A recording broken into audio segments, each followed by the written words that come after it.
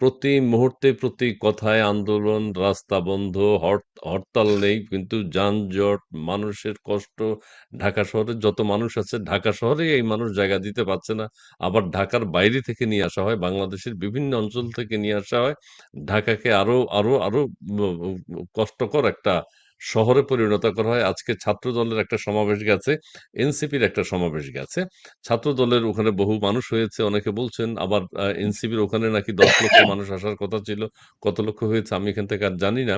তবে এই সবকিছু মিলিয়ে আবার 5 তারিখ মহাসমাবেশ আসছে জাতীয় সংসদ ভবনের সামনে। সেখানে আমাদের মাননীয় প্রধান উপদেষ্টা বক্তব্য দেবেন। জুলাই ঘোষণাপত্র তিনি উপস্থাপন করবেন, পাঠ করবেন। সেই আরেক আবার 2টা ট্রেন অলরেডি বরাদ্দ, সরি 8 জোড়া ট্রেন। 8 জোড়া ট্রেন মানে 16টাই তো না, 8 জোড়া ট্রেন বরাদ্দ করা হয়েছে এবং সরকারিভাবে সেটির টাকা দেয়া হচ্ছে। অনুষ্ঠানটা সরকারিভাবেই হবে। 30,45,000 টাকা ট্রেন ভাড়া দেয়া হচ্ছে, বাসে আসবে নানানভাবে ঢাকা শহরে। আবার 5 তারিখে বহু মানুষ ঢুকবে, মানে এখন থেকে আবার ঢাকা অস্থিতিশীল হবে। এই সবকিছু মিলিয়ে অ্যাডভোকেট ফজলুর রহমান সাহেব আমাদের বীর মুক্তিযোদ্ধা আজকের অতিথি। আহ, আপনার কি মনে হচ্ছে ঢাকাবাসীর কি আর সুখ শান্তিতে থাকার কোনো সুযোগ নেই? আমি বুঝি না ব্যাপারটা, যে আমরা 5ই আগস্ট গতবার যে জয়টা করলাম, জি। আমরা বললাম ফ্যাসিস্ট হাসিনা চলে গেছে, পালিয়ে গেছে, তার সরকারের পতন হয়েছে, তারা চিরদিনের জন্য ধ্বংস হয়ে গেছে। আমি খুব ক্লিয়ারলি বলি, এর মধ্য দিয়ে গত 1 বছর চলে গেছে আমাদের কিচ্ছা কাহিনী, এবং কিচ্ছা কাহিনীর শেষ প্রান্তে এসে আজকে 3 আগস্ট, 1 বছর। আর মাত্র একদিন পরেই 5ই আগস্ট। এই 1 বছরের মধ্যে তো আমি রেজাল্ট খুব কি? ক্লিয়ারলি, জি। এই 1 বছরের মধ্যে আমার কাছে মনে হয়েছে গত কয়েকদিন যাবত এটা একটা দেশে একটা উৎপাত চলতেছে, বিশেষ করে এনসিপি নামে যে পার্টিটা সারা দেশব্যাপী তারা ওই যে কি জনসংযোগ করার নামে প্রথমে মিলিটারি, ট্যাঙ্ক, এমনকি কুত্তা বাহিনী, কুকুর বাহিনী, যেটা প্রধানমন্ত্রীকে সাধারণত সাপোর্ট দেওয়া প্রধানমন্ত্রী হয়, প্রেসিডেন্ট কোথাও গেলে, হ্যাঁ, গেলে এরপর পুলিশ, এরপরে 900 পুলিশের গার্ড, লোক হয় 15 জন, এবং সবাইকে ডেকে ডেকে এনে বলা হলো গত 1 মাস ঢাকায় আসবেন লাখে লাখে, আমরা সেখান থেকে আমরা জুলাই ঘোষণা দিব। হ্যাঁ, তো জি। সেই জুলাই ঘোষণার মধ্যে দেখলাম আজকে যারা আসলেন, মেনলি 2টা সমাবেশ হয়েছে আজকে। একটা হলো ছাত্রদল। জাতীয়তাবাদী ছাত্র দলের ডিক্লেয়ার্ড সমাবেশ ছিল তাদের শহীদ মিনারে। এটা এনসিপি তাদের কাছে চাইলো, ভাই না, শহীদ মিনারটা আমাদের জন্য ছেড়ে দেন। ছাত্র দল সেটা ছেড়ে দিল, ছেড়ে দিয়ে ছাত্র দল একটা বিশাল একটা ছাত্র সমাবেশ করল। এবং এটা এই গত 1 বছরের যে বিপ্লব বলেন আর আন্দোলন বলেন আর গণ আন্দোলন বলেন, এটাকে তারা মনে করলো এবং আগামী দিনে এই পথে চলার জন্য নিজেরা শপথ গ্রহণ করল। এবং সেইখানে দলের নেতা জনাব তারেক রহমান সাহেব, মহাসচিব সহ নেতারা সবাই বক্তব্য রাখে। আরেকটা সমাবেশ হয়েছে, এটা এর চেয়ে অনেক বড়, মারাত্মক সমাবেশ। ওইটা মহাসমাবেশের চেয়ে মারাত্মক সমাবেশ হয়েছে ওইটা শহীদ মিনারে। 10 লক্ষ নাকি মানুষ? অনেকে মনে করে স্টেজে যত নেতা ছিল এইটা হলো মহাসমাবেশ হলে পরে যত নেতা থাকে তার চেয়েও বেশি। আর আচ্ছা আচ্ছা আচ্ছা। সামনে যারা ছিল সেই সংখ্যাটা কেন জানি একটু কম হয়েছে, কারণ জ্ঞানী গুণী মানুষের কথা খুব বেশি মানুষ বুঝে না, তো কাজে খুব বেশি ও মানুষ সেখানে যায়নি। আচ্ছা। এখন যারা এনসিপির নেতা যারা, তারা এত মহাজ্ঞানী, আমাদের বংশানুক্রমিক ভাবে বাঙালি জাতির জীবনে শত শত বছরে এই ধরনের জ্ঞানী গুণী মহাজনেরা আর আসে নাই। এখন তারা 7 জন, তারা কালকে দাবি করছিল যে তাদেরকে বীর শ্রেষ্ঠ হিসাবে ঘোষণা করতে। আর 152 জন যারা ছিল তাদেরকে বীর বিক্রম হিসাবে ঘোষণা করে। সেই বীর শ্রেষ্ঠ এবং বীর বিক্রমরা তারা ওই শহীদ মিনারের উপরে স্টেজে ছিলেন, আর নিচে 100 লোক, অনেকে বলে 500 হবে না, না আমি তো বলি সারা না, দেশ থেকে তারা তো, হ্যাঁ 500 হবে, কারণ জি জি ছাত্র দলের মিটিং ভাঙ্গার পরে কিছু উৎসুক জনতা ওইটা দেখতে গেছে। আচ্ছা আচ্ছা আচ্ছা আচ্ছা কথাটা আচ্ছা বুঝছেন? সেইখানে প্রায় হুম, 100 লোক আরো আসছে। হুম, হুম, হুম, সেই হুম, কারণে আমি বলছি যে হুম, 1000 লোক তাদের হয়েছিল শেষ জি পর্যন্ত যখন নাহিদ সাহেব বক্তৃতা করে। হ্যাঁ, তো হুম হুম হুম সেই অবস্থায় দাঁড়ায়া অনেকে বলে না 3000 লোক হয়েছিল, আমি বললাম 3000, অনেকে বলে 5000 হয়েছিল, এটা সর্বোচ্চ। আমার গণায় হোক আর মানুষের গণা হোক আর সাংবাদিকের গণায় হোক, আমি যদি ছেলেদেরকে সম্মান করার জন্য বলি যে 5000 লোক হয়েছিল, 5000 লোককে যদি আজকে 18 কোটি মানুষের দেশে মহাসমাবেশ বলে ঘোষণা করতে হয়, তাইলে এটা তো পিঁপড়াকেও পাখি বলতে হয়। অবস্থাটা এইরকম। তারা একটা মহাসমাবেশে অনেক কিছু ঘোষণা দিছে জি এবং আগামী দিনে তাদের ঘোষণা অনুযায়ী হয়তোবা জনাব মোহাম্মদ ইউনূস সাহেব আমাদের প্রধান উপদেষ্টা ঘোষণা করবেন জি এবং তার সঙ্গে রাজনৈতিক দলগুলো হয়তোবা প্রায় অনেক ব্যাপারে একমত থাকবেন। জি তবে জি আমার ধারণা এই আগস্ট কেন্দ্রিক গত 24 সন থেকে এবারের 25 সন পর্যন্ত যা হচ্ছে, একটা দেশে, একটা রাষ্ট্রে, একটা জাতিতে এই ধরনের ঘটনা কোথাও পৃথিবীতে কোনো দেশে হয় বলে আমার জানা নাই। জি এবং এই জি দেশটা ধ্বংস হয়ে যাচ্ছে। এই দেশে জি কোনো স্কুল কলেজ বিশ্ববিদ্যালয়ে কোনো লেখাপড়া নাই। এই দেশে অফিস আদালত সচিবালয়ে কোনো চাকরি কোনো বাকরি কাজ কর্ম নাই নাই। জি এদেশের সমস্ত কিছু বন্ধ হয়ে আছে। এই দেশে যখন যে মনে করে যে আমি এটা বন্ধ করে দিব, শাহবাগ সে বন্ধ করে দিতে বন্ধ পারে, করে দেবেন। আমি জি জি প্রস্তাব বন্ধ করে দিব, সে বন্ধ করে দিতে পারে। এই যে ফ্রি জি স্টাইল কান্ট্রি, এই ফ্রি স্টাইল কান্ট্রি বোধহয় পৃথিবীতে কোথাও আছে বলে আমার জানা আমার নাই। মনে হয় না। আচ্ছা আমি কাজেই আমি জি, আমি মাঝখানে একটা প্রশ্ন করি শুধু ওই যে আপনার শরীর খারাপ মনে হয় একটু আমি সেটা বুঝতে পারছি। একটা প্রশ্ন করতে চাই যে হ্যাঁ, সারা দেশে তারা জনসংযোগ করেছে, মিছিল মিটিং করেছে, সারা দেশে সমাবেশ করেছে। করে ঢাকা শহরে এসছে, শহীদ মিনারে দাঁড়িয়েছে। সেখানে নতুন বাংলাদেশের ইশতেহার, এইটা আমরা কি বাংলাদেশে আছি না অন্য কোথাও আছি? নতুন বাংলাদেশ বলতে কোনটা বোঝাতে চাচ্ছে? বাংলাদেশ মানে, প্রশ্নটা আবার দয়া করে করুন। নতুন বাংলাদেশ ঘোষণা, নতুন বাংলাদেশের ইশতেহার তারা আজকে পাঠ করেছে শহীদ মিনার থেকে। নতুন বাংলাদেশ, আমরা তো বাংলাদেশেই আছি মনে হয়। তাহলে আমাদের নতুন বাংলাদেশ আর কি দরকার? এটা কোন বাংলাদেশ চাচ্ছে? এই বাংলাদেশটা হলো যারা 47-এ বিশ্বাস করে, আচ্ছা 1947 সনের 14 আগস্ট যারা বিশ্বাস করে এটা এদের বাংলাদেশ তারা বানাইতে চায়। এবং ওই বাংলাদেশের এই নতুন সংস্করণ হলো 24। 71-কে যারা স্বীকার করে না যে 71-এ একটা যুদ্ধ হয়েছিল এবং বাংলাদেশ হয়েছিল, তারা মনে করে যে এইটা নতুন বাংলাদেশ। আর আমরা মনে আহ, করি না, 1000 বছর ধরে বাঙালি জাতি ছিল, রাষ্ট্র ছিল না। আমরা যুদ্ধ করে 1971 সনে 30 লক্ষ লোকের জীবনের মাধ্যমে সমস্ত কিছু ত্যাগ তিতিক্ষার মাধ্যমে একটা রাষ্ট্র সৃষ্টি করেছিলাম, যেখানে পাকিস্তানি হানাদার বাহিনীর রেসকোর্স ময়দানে আজকে যেখানে ওই শিবিরের ছেলেরা গান গায়, ওইখানে তাদের পূর্বপুরুষেরা আমাদের কাছে আত্মসমর্পণ করেছিল 93,000। সেই যে বাংলাদেশ 16ই ডিসেম্বরে যেখানে সূর্য উদিত হয়েছিল, যুদ্ধ শুরু হয়েছিল 26-এ মার্চ। কাজেই ওই বাংলাদেশেই আসল বাংলাদেশ। এখন যারা নতুন বাংলাদেশ বলতে চায়, কি বলতে চায় আমি জানি না। তবে আমার ধারণা, এবং এটা সবাই বুঝে, এরা পাকিস্তানের সেই পূর্বপুরুষদেরকে এরা স্মরণ করে এটাকে নতুন বাংলাদেশ বলতে চায়। প্রিয় দর্শক, আপনারা যারা যুক্ত হয়েছেন প্লিজ একটু লাইভটি শেয়ার করে দিবেন। আর রওশন আহমেদ তিনি লিখেছেন বীর মুক্তি, হ্যাঁ বীর মুক্তিযোদ্ধা ফজলুর রহমানকে স্যালুট। জি ধন্যবাদ আপনাকে। আমি সূর্য তিনি বলছেন স্যার একজন বিএনপি পন্থী আইনজীবী হয়ে আদালতে কিভাবে আওয়ামী লীগ পন্থী আইনজীবীদের মারধর করা হয় এটা কেন বন্ধ করতে পারছেন না? জি ধন্যবাদ আপনাকে। উম অনেকেই অনেক ধরনের কমেন্টস করছেন আমার ইডিয়ট ক্লাব।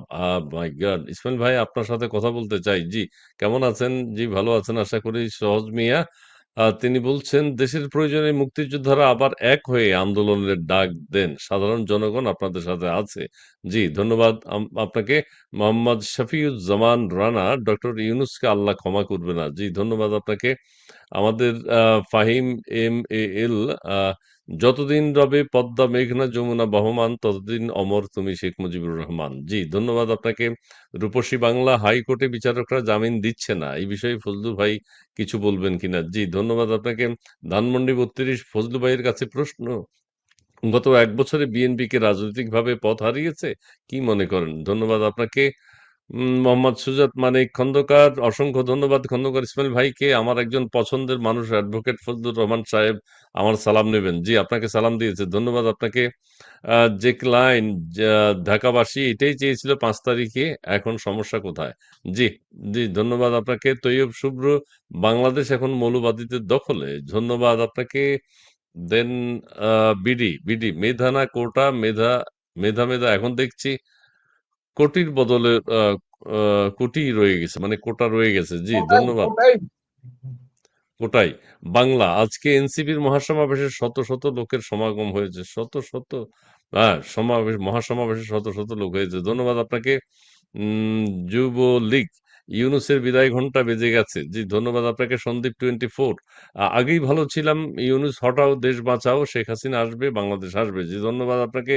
আবুল কালাম আজাদ, "ফজলুর সাহেবের কাছে প্রশ্ন, সাবেক ছাত্রলীগ সভাপতি মুজিবের দল আওয়ামী লীগ ছেড়ে দিল কেন?" জি, ধন্যবাদ আপনাকে। সাদ্দাম হুসাইন, "শহীদ জিয়ার বাংলাদেশে আওয়ামী লীগের ঠাঁই নেই।" ধন্যবাদ আপনাকে সাদ্দাম সাহেব। আবু নাসের, "একটা বালুর ট্রাক সরাইতে পারে নাই ১৬ বছর, শুধু লম্বা, লম্বা কথা।" জি, ধন্যবাদ আপনাকে। খুব ভালো বলেছেন। জি, বলে যান, বলে যান। মোহাম্মদ সাদাত হোসাইন, "সবাই একটু গঠনমূলক সমালোচনা করলে ভালো। বীর মুক্তিযোদ্ধা জনাব ফজলুর রহমান সাহেবকে ধন্যবাদ।" মুন্না তুমি দেখাইতে থাকো। আমি আমাদের জি, আক্তার জামান, "আসসালামু আলাইকুম, বীর মুক্তিযোদ্ধা ফজলুর রহমান সাহেবকে শ্রদ্ধা ও সালাম।" জি, আপনাকেও ধন্যবাদ জানাচ্ছি আক্তার জামান। বাংলা, বিএনপি নেতা মির্জা ফখরুল, আচ্ছা মুন্না তুমি দেখাইতে থাকো, আমি কথা বলতে থাকি। আচ্ছা, জি স্যার, ওই যে ৫ তারিখ আমাদের মহান উপদেষ্টা ডক্টর মোহাম্মদ ইউনূস তিনি ওই যে ৫ তারিখে জুলাই ঘোষণা করবেন তিনি সরকারিভাবে সংসদ ভবনের সামনে। সেই দিনকে নিয়ে ঢাকা শহরে আসার জন্য বাংলাদেশ থেকে ১১ সরকারি ট্রেনগুলো সব ভাড়া নেয়া হয়েছে। বলা হচ্ছে লক্ষ, লক্ষ টাকা দিবে। রেল মন্ত্রণালয় বলছে আমরা টাকা পাবো, ভাড়া দিব। সো যেই আসুক, আসুক। জামাত ইসলামী এর আগে নিয়েছে, ছাত্রদল নিয়েছে আজকে। এখন ৫ তারিখে ডক্টর ইউনূস সাহেবের ঘোষণায় কি পরিবর্তন আসতে পারে? ৫ তারিখে ঘোষণা ভালো কিছু আসবে এটা আমি মনে করি না। আমার অভিজ্ঞতা বলে ইউনূস সাহেব যাই দেয় বাংলাদেশের বিপক্ষে ঘোষণা দেয়। বাংলাদেশের শিক্ষা, সংস্কৃতি, সাহিত্য, ইতিহাস, সংবিধান এই সবকিছু মুক্তিযুদ্ধের বিরুদ্ধে ঘোষণা দেয়। যাই দেয়। কারণ তারা এই কাজটা করার জন্যই মূলত ক্ষমতাটাকে কুক্ষিগত করছে। ৫ই আগস্ট ঘটাইছে। জি, যেখানে বাংলার কোটি, কোটি মানুষের ধারণা ছিল ৫ই আগস্ট গণতন্ত্র ব্যাক করবে। শেখ হাসিনার পতনের পরে দেশে সুন্দর একটা ইলেকশন হবে। মেজরিটি পার্টির হাতে ক্ষমতা হস্তান্তরিত হবে এবং ট্রেনটা সঠিক লাইনে উঠবে। গণতন্ত্র দেশে প্র্যাকটিস শুরু হবে। স্কুল, কলেজ, বিশ্ববিদ্যালয়গুলোতে ছাত্ররা আবার লেখাপড়ায় নিজেদের মনোনিবেশ করবে। তার বিপরীতে ইউনূস সাহেব গত ১ বছর যা করেছেন, আগামী ৫ তারিখে উনি যে ঘোষণা দিবেন, এই ঘোষণা এই দেশের সর্বনাশ ছাড়া কিছু হবে বলে আমি মনে করি। জি, তবে আমি উনার বিবেকের কাছে বা শুভবুদ্ধির কাছে, উনার বয়স ৮৫ বছর, উনি শান্তিতে নোবেল লরিয়েট, উনি আমার চেয়ে অনেক বড়। আমি বড় ভাই হিসাবে ওনাকে অনুরোধ করব, অনেক করছেন, আর সর্বনাশ করেন না দেশে। আল্লাহর দোয়াই লাগে আপনি আর সর্বনাশ করেন। আর কোন ব্যতিক্রম তুমি ঘোষণা না দিয়া একটা ঘোষণা শুধু আপনি দেন। আগামী কত তারিখে ইলেকশন হবে এবং সেই ইলেকশন কিভাবে কিভাবে হবে এই ডাইরেকশনটা আপনি দিয়ে দেন মানুষকে এবং মানুষকে আহ্বান জানান যে আপনারা নির্বাচনে, জাতীয় নির্বাচনে অংশগ্রহণ করার জন্য প্রস্তুত হন এবং সেই নির্বাচন হবে নিরপেক্ষ এবং সুষ্ঠু। আমি ওনার কাছ থেকে এটা আশা করতেছিলাম। কিন্তু আমার কাছে যেন মনে হয় উনি ব্যতিক্রম কিছু ঘোষণা করবেন, যে ব্যতিক্রম ঘোষণার মধ্য দিয়ে এই দেশ আবার অন্ধকারের কালো মানে কালো গহ্বরে আবার ঢুকে যেতে পারি কিনা আমি খুব ভীত। আর ভালো লাগে না ভাই, প্রতিদিন দিনে রাইতে 24 ঘন্টা শুধু দুশ্চিন্তা, দুঃসময় এবং দেশের একটা অশান্তিকর অবস্থা। আর ভালো লাগে না ভাই, আর ভালো লাগে না। আমার কাছে মনে হয় বাংলাদেশের 18 কোটি মানুষের আর কোনো কাম নাই মিছিল মিটিং করা ছাড়া। বাংলাদেশের যুবকদের আর কোনো কাজ নাই এনসিপির সান্দাবাজি, ধান্দাবাজি, রান্দাবাজি করা ছাড়া। স্কুল, কলেজ, বিশ্ববিদ্যালয় বাদ দিয়ে রাজনীতি কইরা ওসি, ডিসি, এসপির অফিসে, ইউনোর অফিসে গিয়া তাদেরকে ধমক দেওয়া ছাড়া আর এই দেশটাকে একটা, কি বলবো আপনাকে, একটা সাংঘাতিক ধরনের একটা অসভ্য দেশে পরিণত করা ছাড়া যুবকদের আর কোন কাজ আছে বলে আমার মনে হয়। আমার কাছে মনে হয় না এই দেশে ভালো যুবকেরা কবে আসবে। কবে আসবে সেই যুবক, যে যুবক দেশকে ভালোবাসবে, দেশের মানুষকে ভালোবাসবে, দেশের ভবিষ্যতের জন্য কাজ করবে, সত্য এবং ন্যায়ের পক্ষে সাহসিকতার সঙ্গে জ্ঞান অর্জনের জন্য নিজেকে নিয়োজিত করবে। আমার দেশে সেই ছাত্র যুবক কবে আসবে আমি সেটাই দেখতে চাই। সেই রাজনীতি কবে আসবে যে রাজনীতি পরস্পরের প্রতি শ্রদ্ধা, পরস্পরের প্রতি বন্ধুত্ব, যে রাজনীতি দেশের মানুষের মুক্তির জন্য মানুষকে মুক্তি সংগ্রামে উদ্বুদ্ধ করবে, সেই রাজনীতি কবে আসবে আমি এটা বুঝি না। তো জি, আপনার মধ্য থেকে ভিতর থেকে যে ছেলে তার নাম তিরশে রানা বোধহয় লিখতেছে, ফজলুর রহমান বোধহয় ভুয়া মুক্তিযুদ্ধ। না রে বাবা, তোমার বাপের বলুক যেদিন বলুক। জন্ম হয় না একদিন আমি যুদ্ধ করছে, এগুলা কয় না হ্যাঁ, বাবা, মুন্না বাজে ওইটা কথা একটু দেখাও বলবো তো, না ওইটা বাবা। কে বলছে দেখি। এর আগেরটা আগের মুন্নার আগেরটা দেখাও।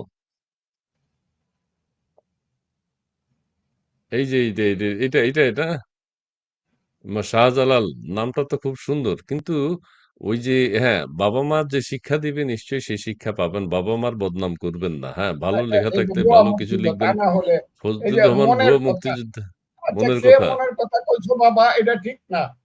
আমি হ্যাঁ, ভুয়া মুক্তিযোদ্ধা না বাবা। তোমার বাপ হ্যাঁ, যদি জীবিত তাকে জিজ্ঞাসা করো। এইটা আপনি তোমার বলতে হবে বাড়ি না, আপনি যে বলতে হবে জ্বালাইল। না। শিক্ষা দীক্ষার অভাব আচ্ছা, আছে এবং এগুলা পারিবারিক এগুলা কইয়া শিক্ষা। মানুষকে অন্য কথা বলো বাবা।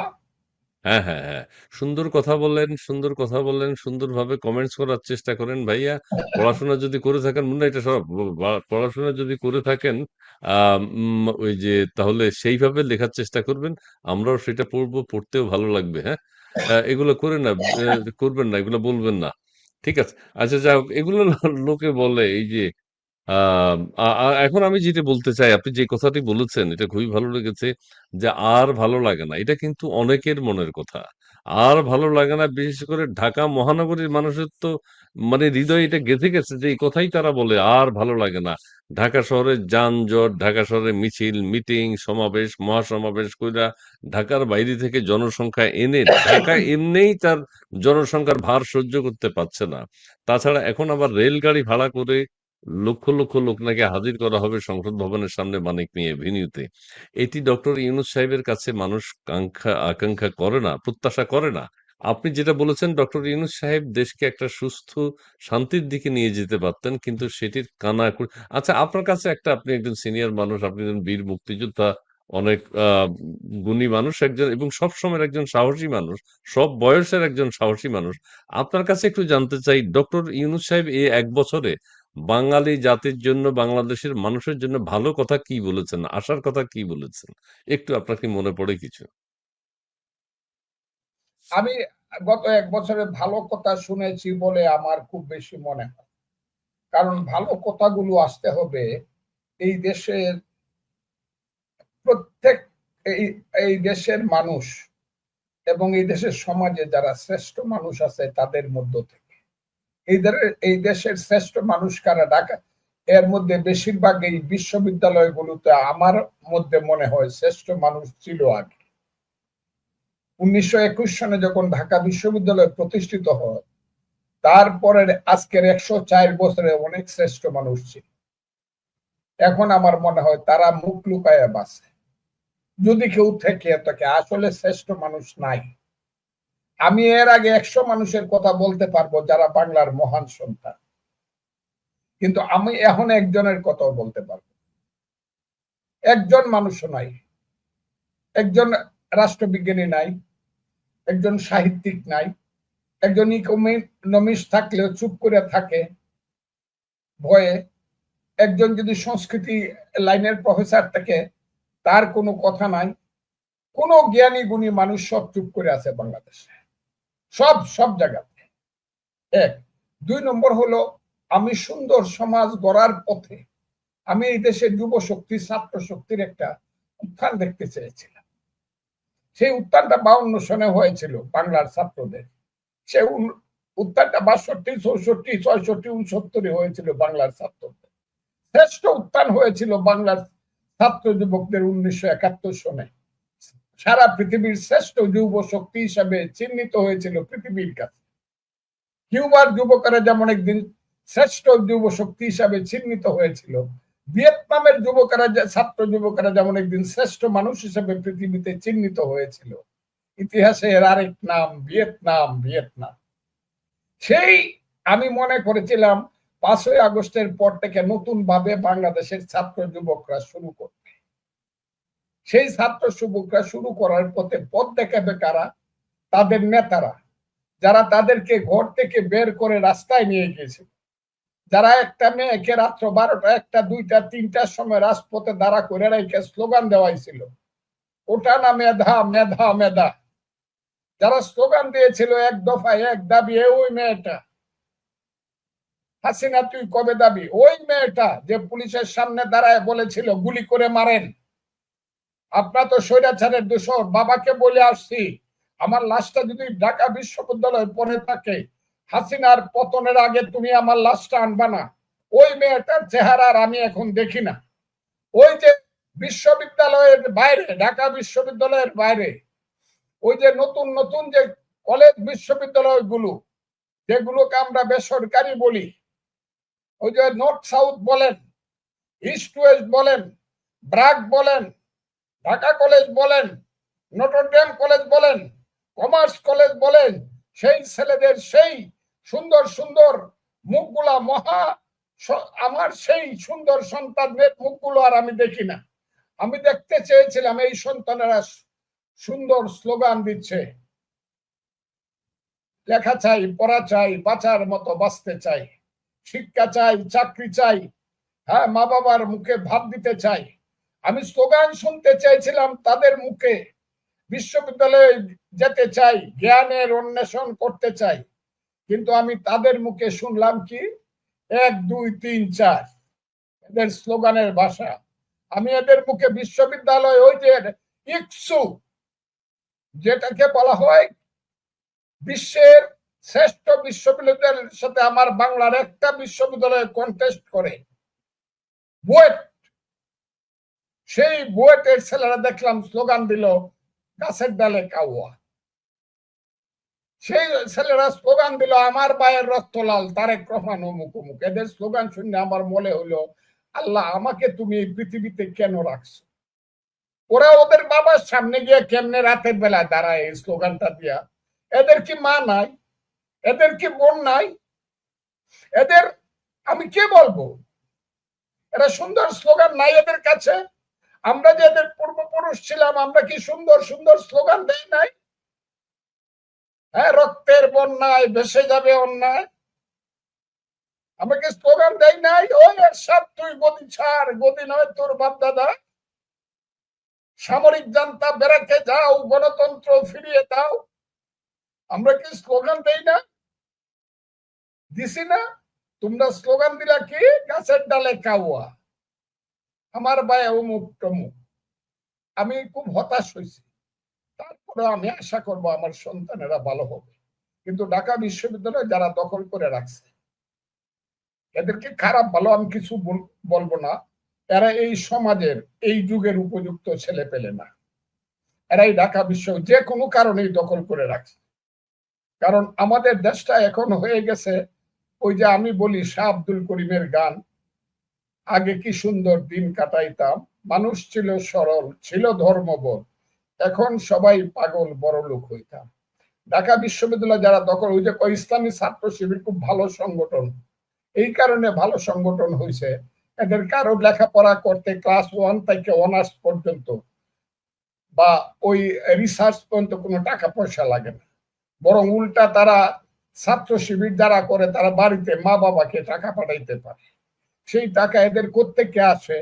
কারা আজকে তাদের টাকার হিসাব শুনতেছিলাম যে স্বাস্থ্য খাত থেকে, হসপিটাল খাত থেকে তাদের কত টাকা আসে, আজকে হাউজিং খাত থেকে তাদের কত টাকা আসে। আমি শুনতেছিলাম আজকে ইসলামী ব্যাংক থেকে তাদের কত হাজার কোটি টাকা বছরে আসে। এই যে হাজার হাজার কোটি টাকা দিয়ে আমাদের দেশের গরিব মানুষের সন্তানদেরকে ইসলামের নামে লেখাপড়া করায়, তারাই জীবন দেওয়ার জন্য প্রস্তুত থাকে, কারণ তারা মনে করে আমার মৃত্যুর পরে আমার জীবনটা নিশ্চিত, কারণ জামাত ইসলামের হাতে এত টাকা আছে যে টাকা দিলে পরে আমার পিতামাতা বা আমার সন্তান থাকলে পরে তাদের জীবন কেটে যাবে। এই কারণে সংগঠনটা বড় হয়। আর অন্যান্য সংগঠনগুলো আদর্শিকভাবে শিক্ষা দেওয়া হয় না। যে সংগঠনকে আদর্শিকভাবে শিক্ষা দেওয়া হয় না, সেই সংগঠন কোনোদিনই বেশি নিজেকে মানে মাটির উপরে দাঁড়িয়ে যুদ্ধ করতে পারে না। কারণ ফিলোসফি হইল মূল কথা। আমি যখন দেরাদুনের যুদ্ধে করতে গেছি, টান্ডুয়াতে যুদ্ধ করছে, মুক্তিযুদ্ধের সময় যুদ্ধ করতে গেছি, আমাদেরকে পলিটিক্যাল ট্রেনিং দিত, তার নাম ছিল জেনারেল মালহোত্রা। সেই মালহোত্রা আমাদেরকে বলতো, you leaders of Bangladesh, this is not the arms that fights, but the man behind the arms and ideology behind the man that fights. অস্ত্রটা যুদ্ধ করে না, অস্ত্রের পিছনে একটা মানুষ থাকে, মানুষের পিছনে আদর্শটা যুদ্ধ করে। সেই আদর্শিক রাজনীতি এখন আওয়ামী লীগের নাই, অন্য কোন দলের আছে কিনা জানি না, বামপন্থী দলগুলো ধ্বংস হয়ে গেছে। আর অন্য দলের কথা বা নাই বা বললাম, কোন আদর্শ নাই। প্রত্যেকের স্বপ্ন শুধু টাকা কামাবো, বড় লোক হব। প্রত্যেকের স্বপ্ন শুধু ওয়েল টু ডু, গুলশানে বাড়ি হবে, বাড়ি দাঁড়ায় বাড়ি হবে, বিদেশের টাকা জমাবো, নিজের পক্ষে ধানমন্ডিতে 2টা বাড়ি হবে, আমি হব নেতা, আমি হব এমপি, বিল হবে আমার, বাজার হবে আমার, জমিদারি হবে আমার, লুটপাটের সমস্ত নেতা কর্মী হবে আমার। সেই স্বপ্ন থেকে এই দেশে এখন রাজনীতি চলছে। সেই কারণে এখন আর ছাত্র যুবকরা কেউ লেখাপড়া করে না, মানুষও হতে চায় না, আদর্শবান হতে চায় না। ক্লাস 9 থেকেই এই ছেলেগুলা ধ্বংস হয়ে গেছে, এবং এই ধ্বংসের পিছনে সবচেয়ে বড় কাজটা করছে জামাতে ইসলাম।